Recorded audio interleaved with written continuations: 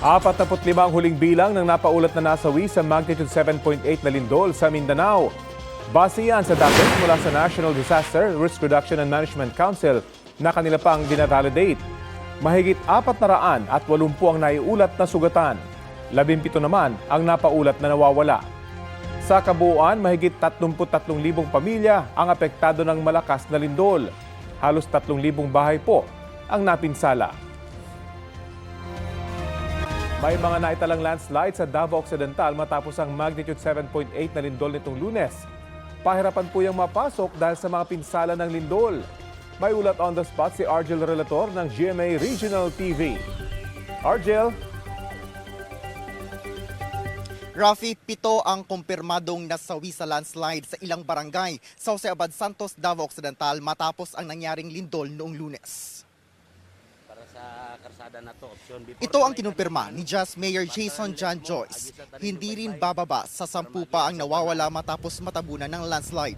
Sabi ng alkalde, lahat ng mga natabunan ng landslide ay nasa mga barangay na hindi pa passable ang daan sa ngayon. Pahirapan ngayon ang pagpasok sa iilang barangay ng Jose Abad Santos dahil sa mga sirang kalsada at nakahambalang naguhos sa kalsada. Kinakailangan ng mga heavy equipment upang maitabi ang makapal na lupa at malalaking mga bato. Ayon sa barangay kapitan ng Patulang na isa sa mga hindi pa mapasukang barangay sa ngayon, kung hindi sila mapapasok sa mga susunod na araw, wala na silang makakain dahil paubos na rin ang supply ng pagkain mula sa kalapit na barangay. Nagsagawa na rin ng aerial inspection ang Office of Civil Defense 11 sa Jose Abad Santos upang malaman ang lawak ng pinsala. Napasok naman ng GMA Regional TV ang Barangay Magulibas na nagtamuri ng malaking pinsala. Nagbagsakan ang itaas na bahagi ng kanilang barangay hall. Pinadapa naman ng lindol ang kanilang covered court. May mga bitak din ang kanilang multipurpose hall at health center. Narito ang pahayag ng Mayor ng Jose Abad Santos. Ang challenge talaga natin ay hindi natin madaan yung ating national highway. Dito sa Jas, isa lang talaga yung ating main na daanan, which is our national highway. And unfortunately, now, 9 barangays lang ang pwedeng madaanan from Malita. The rest of our barangays are hindi na madaanan dahil sa sirang mga kalsada at mga landslides.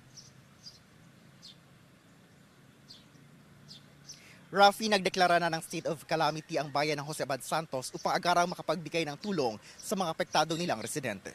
Rafi. Argel, paano daw papasukin ng mga otoridad itong mga lugar na hindi pa rin mapasok dahil sa mga landslide? Rafi, sa ngayon ay may iilang mga barangays na napapasok nila gamit lamang ang motorsiklo. May mga areas naman na maaring mapasok pero dadaan pa sila sa dalampasigan. Ngunit ayon sa alkalde ng bayan, ngayong araw ay nakatakdang magdadala ng mga food packs sa 3 mga barangay na isolated sa ngayon gamit ang helicopter. Ayun, ilang araw pa raw aabutin para ma-clear yung mga napinsalang kalsada papasok doon sa mga lugar na nagka-landslide? Rafi, wala pang ibinibigay na timeline sa ngayon ang LGU ng Jose Abad Santos kung hanggang kailan tatagal itong road clearing operations. Ang challenge kasi sa ngayon, Rafi, ay ang dami ng mga nagtatrabahong heavy equipment para sa road clearing operations dahil hindi kaya ng pala lang ang gagamitin dahil nga sa kapal ng putik at lupa, gayon din sa laki at bigat ng mga boulders at bato na humambalang sa kalsada. Kaya ang panawagan ngayon ng LG Jose Abad Santos sa DPWH, gayon din sa mga kalapit na mga LGUs, ay sana ay tulungan sila sa sinasagawang road clearing operations upang sa gayon ay mas ma-access nila ang mga lugar na isolated sa ngayon at mabigyan nila ng agarang tulong itong mga apektadong residente. Argel, bukod dun sa tulong para sa pag-clear dito sa mga landslide, may mga pangangailangan ba sila at sapat ba yung relief goods para sa mga residenteng apektado? Ayon naman sa LGU ng Jose Abad Santos ay ready naman yung mga food packs nila at kailangan na nga lang na may hatid ito sa mga apektadong residente. Nagdala naman ng mga food packs ang DSWD, gayon din ang tulong ng iba pang mga LGUs at mga sponsors or donors. Rafi. Okay, maraming salamat at patuloy kayong mag-ingat dyan. Argel Relator ng GMA Regional TV. Mga kapuso, naobserbahan na ang El Nino conditions. Ayon sa Pag-asa, nitong Mayo ay mas uminit pa ang sea surface temperature sa bahagi ng Pacific Ocean. Umiiral ang El Nino phenomenon kapag may abnormal warming o hindi normal na pag-init na naitatala roon. Base sa climate models, mahigit 80% ang posibilidad na mag-develop ito sa full-blown El Nino na posibleng magtagal hanggang 2027. Una nang nagbabala ang pag-asa sa mas maulang panahon kapag sumabay ang El Nino ngayong panahon ng tag-ulan. Sa ngayon, walang bagyo o low pressure area na namamataan sa loob o labas ng Philippine Area of Responsibility. Ayon sa pag-asa, malaking bahagi ng bansa ang makaaasa sa maayos na panahon pero posible pa rin ang mga local thunderstorm lalo na sa bandang hapon o gabi. Ulang dulot naman ng hanging habagat ang bubuho sa western section ng Northern Luzon. Nakataas na ang thunderstorm watch dito sa Metro Manila, Bulacan, Rizal, Laguna at Cavite.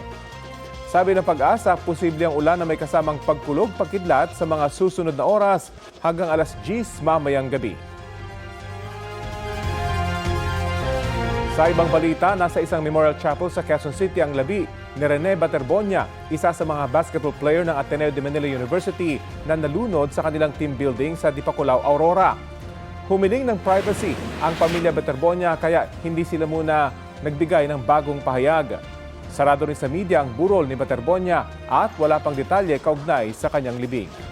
Kagabi, pumunta sa burol ni Baterbonia ang kanyang high school coach sa Ateneo de Davao na si Jess Evangelio.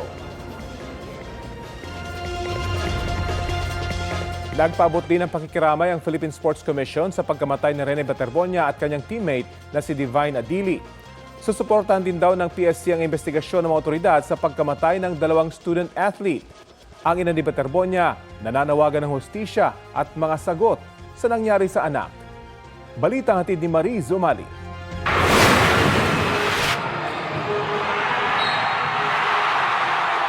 Hinangaan sa kanyang galing sa basketball.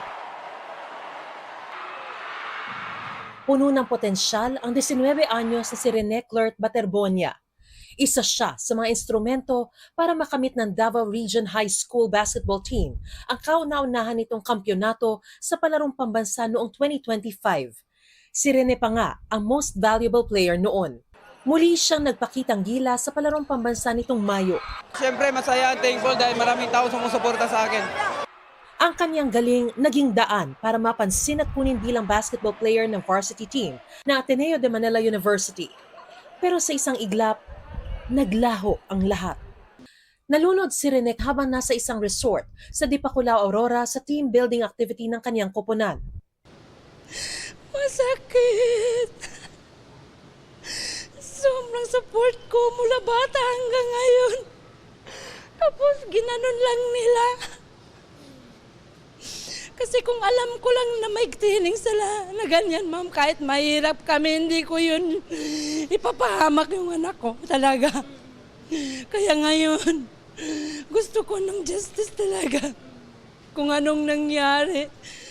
Nasawi rin ang kanyang teammate at foreign student athlete na si Divine Adili. Ayon kay Aurora Police Provincial Director Police Colonel Percival Pineda, iniimbestigahan pa nila ang insidente. Batay sa bersyon nakuha nila sa mga kasamahan ni Rene at Divine. Meron po silang some sort ng training or walking doon po sa may pababaw na portion ng dagat, harap ng resort. At accidentally po, may napunta sila sa malalim, may biglang malalim na lugar na napuntahan sila. At yun nga po, tinangin na sila ng agos papunta po sa mas malalim na portion ng dagat. Lumalabas na 4 daw lahat ang nadisgrasya sa dagat, sabi ng Dipaculao Police. Nasagip ang 2 pang biktima. May 4 po na nalunod, pero nga po yung 2 ay nasagip naman. Kaya yung lang po ang dinala sa ospital, naagapan naman. Sa gitna ng pagluluksa, maraming tanong ang ina ni Rene. Yun, malaki talagang tanong ko, ba't napunta dun sa dagat? Kasi basketball naman yung anak ko, hindi naman swimming. May mga binanggit din na impormasyon si Rovelyn na nakarating sa kanya. Bakit ganun ang nangyari sa anak ko? Ang dami nila doon, tapos walang nag-rescue? Ba't nila pinapalangoy lang yung anak ko na may 20 kilos yung nabigat? Nung nag-orient sila, hindi talaga nila sinabi na magkakaroon ng training na ganun. Kasi kung sinabi pa lang nila, matanong ko na sa anak ko, kaya mo ba yun? Para madesisyonan namin. Kasi akala ko training lang na nga, hindi military training. Ano ba yun? Masama rin daw ang loob niya sa mga kasama ng anak. Sa social media post lang daw niya nakita ang itsura ng katawan ng anak. Naghintay ako kung saan na ba yung anak ko. Kahit isang picture wala silang send sa akin. Tapos dami ng mga post. Pero hindi pa talaga ako maniwala kasi hindi ko pa nakita yung anak ko na papatay na. Tapos biniyahin nila yung anak ko. Hindi man lang nila binihisan, walang damit, yung shirt basa. Tapos wala pang staff na sumasama sa yung nagsundo sa kanila lang. Hustisya ang sigaw ng ina ni Rene. Hinala pa niya may nangyaring foul play. Kasi yung anak ko daming pasa, ba't saan na ba galing yung pasa? Yung nag-video ako, dami daw pasa. May pasa dito, may pasa dito, may pasa sa likod. Pero hindi ko pa yun nakikita. Kaya sabi ko, huwag niyong galawin, pumunta ako dyan. Ayon sa Dipakulaw Police, base raw sa paunang pagsusuri, walang mga pasa si Rene. Pero mayroon daw siyang maliit na galo sa braso. Kabilang din sa gustong masagot ng ina ni Baterbonia ay kung bakit walang medic at lifeguard sa training ng mga player. Nakausap ko po yung management ng resort. Kahit siya po mismo, yung pinakang namamahal doon ay nag-responder. Sabi ko nung yung mga players ko na nasa dagat ay kasi po marami sila. Hindi nila akalain na may bigla palang may nawawala na pala. May mga taga-CIDG na nagtungo sa punerarya para kausapin ang pamilya. Ayon kay DILG Secretary John Vic Remulla, maglalabas ang CIDG Aurora ng report kaugnay sa insidente sa lalong madaling panahon. Ang Ateneo de Manila University nagpahayag ng pakikiramay at suporta sa pamilya ng mga nasawi. Sabay hiling sa publiko na bigyan ng privacy ang pamilya para makapagluksa. Sa isang bagong pahayag, sinabi ng Ateneo na dinala na sa isang punerarya sa Quezon City ang 12 at magkakasa ng autopsy alinsunod sa hiling ng mga magulang ni Baterbonia, katuwang ang mga otoridad. Alinsunod naman sa hiling ng pamilya ni Adili ay iuuwi sa Nigeria ang kaniyang labi na inaasikaso na ng Ateneo. Habang nakauwi na mula Aurora ang buong men's basketball team at coaching staff na sumasailalim sa counseling ng kanilang guidance office. Tubong Agusan del Sur si Rene. We consider him as a sports hero. We were expecting that he would be playing in bigger leagues in Manila. Rest be assured that the province of Agusan del Sur will never take this lightly. Nagpahayag din ng pakikiramay ang Philippine Olympic Committee sa pagpanaw ng dalawang manlalaro ng Ateneo. Nalulungkot kami at nakikiramay kami. No? After everything, galing palarong pambansa, etc. Laki ng bright future nila na nawala on the basketball community. Nakiramay rin ang Philippine Sports Commission at sinabing makikiisa sila sa investigasyon. The entire country is crying, no? Not just the family members. I've been receiving text messages from people all over the country. Iko-convene ng komisyon ang Sports Stakeholders Panel para sumuporta sa investigasyon ng Philippine National Police at ng Department of Justice. Mariz Umali nagbabalita para sa GMA News.